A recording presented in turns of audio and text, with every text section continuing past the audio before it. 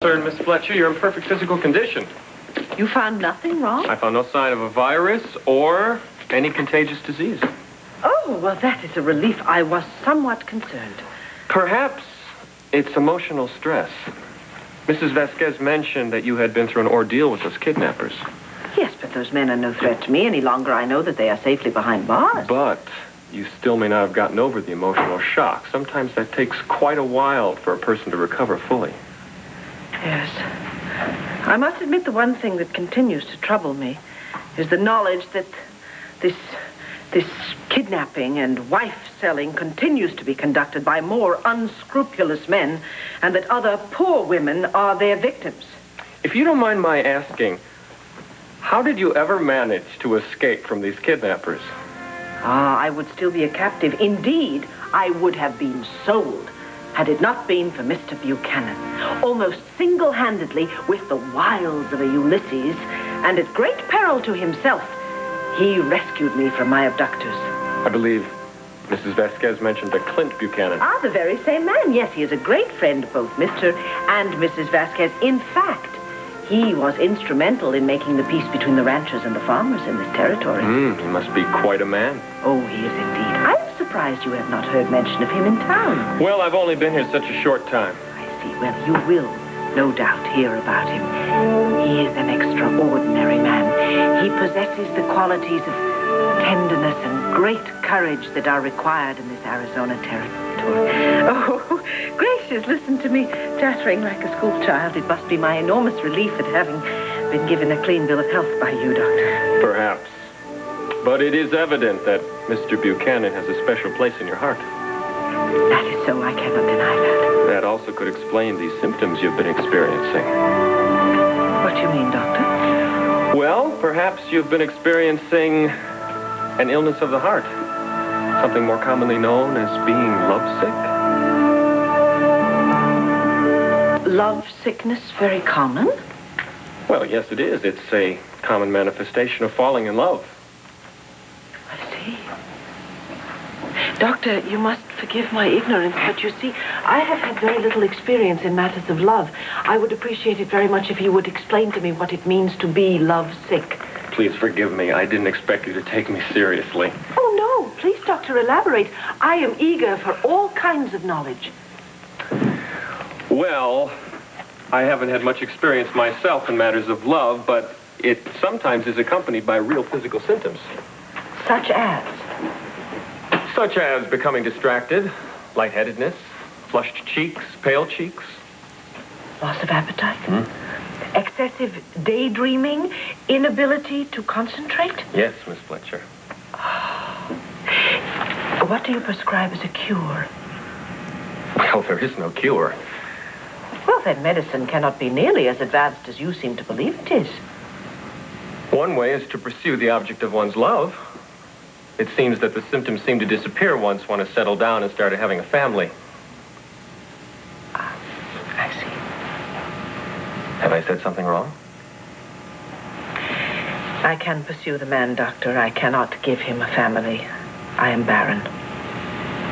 Whatever gave you that notion? The last doctor who gave me a physical examination determined that I was barren as a result of having had red-eye fever as a child. You must have spent your childhood in San Francisco. Yes, most of it, at any rate. Actually, the very earliest symptoms of the fever occurred while we were still living in St. Louis, but then when we got to San Francisco, the fever became much more severe, and I was near death. My parents sought the advice of a doctor who diagnosed red-eye fever and pulled me through. You say you first showed symptoms of the illness in St. Louis. Yes? Well, then I must tell you that your doctor's diagnosis was wrong. How could you possibly say that? I was deathly ill. I understand that, but the epidemic of red-eye fever was indigenous to the San Francisco area. It was written up in the medical journals precisely for that specific idiosyncrasy. So you see, it would have been impossible for you to have caught the disease in St. Louis. But how could the doctor have been mistaken? He saved my life. Whatever it was, they must have had similar symptoms, and the doctor presumed you'd lived there all your life. Are you telling me that I am not barren? I've examined you thoroughly, Miss Fletcher, and I've found nothing to indicate infertility. You are as fit as Mrs. Vasquez to bear children.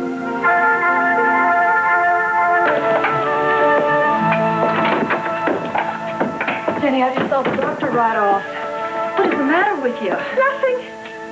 Nothing? Nothing. I am in perfect health. I have never been so healthy in my entire life. May! What? I can have babies. Do you know what that means? Well, means you can have a baby. Yes, I can have babies. You see, I have believed for years that I was barren. I thought that I could never give any man a family, and the only person I ever told that to was Clint. And now it has turned out that what I told Clint was not true.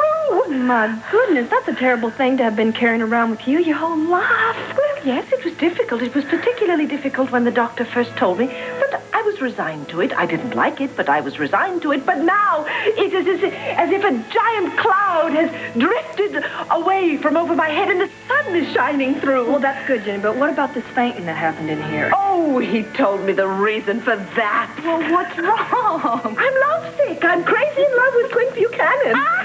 Well, if that's all the matter is, why don't you get yourself out there, get that man to marry you, settle down and have a kid, and if that doesn't cure it, nothing's going to cure it. Jenny? What are you waiting here for? I just realized something. Would you do me a very great favor, please, and don't mention to anyone what I just told you about Dr. West Smith? You don't want anybody to know that you can have children. That's right. But you're going to tell Clint about it because you want him to know that you made a mistake, right? I don't know that I can. Jenny, you're in love with him, and you want to marry him, and you want to have his children, and this is news that's going to make him real happy. I know that. But you... Oh, May, I cannot explain it to you now. What? I must think things through before I decide what to do. I must think long and hard because my entire future with Clint could depend on this. All done. Boy, do they smell good. I think I'll run this out to Cody and tell him about my clean bill of health and give him one of these muffins. Jenny? Did you say something, May? I'm going to be outside, okay? Yes, fine. Oh, please remember not to mention to anyone what I told you that Dr. West Smith told me. I won't. Thank you.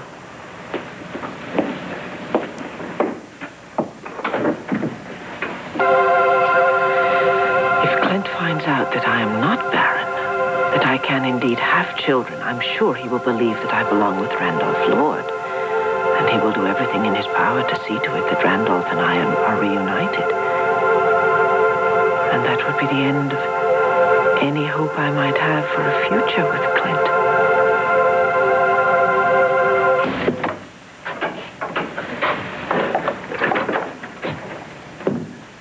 Hello there, young lady. Hello, Clint. What are you doing? Oh, I'm helping May out. Shouldn't you be taking it easy? Why on earth would you say that? Well, I found out from May that you were feeling kind of puny, and the new doctor gave you an examination.